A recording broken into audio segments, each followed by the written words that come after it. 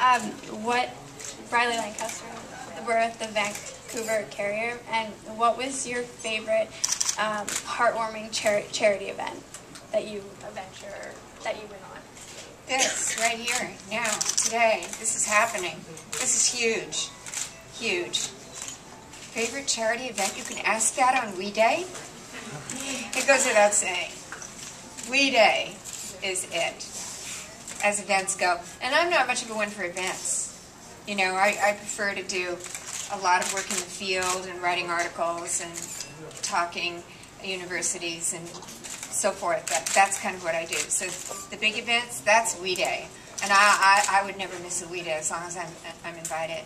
It feels huge out there of young people power. You know, it's just a power room of all the intentions of all these young people. And even if a fraction of them make good on the feelings that they have now, the commitment they have in their hearts now, then the world really will be a better place. Another question? Calvin White, north of 50.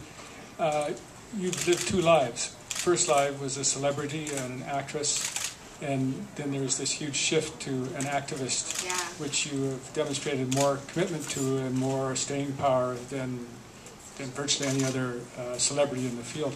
What do you think underlied that shift in you that made you such a committed activist now? I think it was the confluence of a couple of things. Now, I know we have only a brief moment. It was a trip to Angola, in which it was right within weeks of the signing of a fragile peace-fire, and people were in pockets, isolated throughout the country. The place was littered with landmines. There was no infrastructure, and in these pockets, people were starving to death. And we came down by corkscrew, and ascent and descent by corkscrew, very skillful pilots, to avoid gunfire. And I met, on that occasion, a man, translator said, oh, he pointed to my belt and said he had once had a belt like that, but he had to eat it.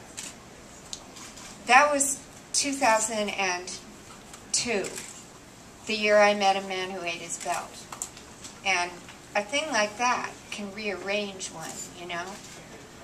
Then, 2004, I was reading the New York Times, and I read an op-ed piece. It was the occasion of the commemoration of the Rwandan genocide, the marking of 10 years since that genocide. And I was reading, now I don't know how you deal with processing that 1 million people were hacked to death in 90 days. We have our own ways of dealing with it. But I had Googled what was I doing that was so important that I didn't even know that was happening. For the most part, I, along with many of my countrymen, were watching a celebrity murder trial, the O.J. Simpson murder trial. The press, my country, my church at that time, left it after that, all the nations of the world, the United Nations, all failed in that terrifying, unspeakable period of 90 days in which 1 million people perished, died, were killed. So I, on that 10th anniversary, read a piece in the New York Times that another genocide was unfolding in a part of Sudan that I'd never heard of, the Darfur region of Sudan.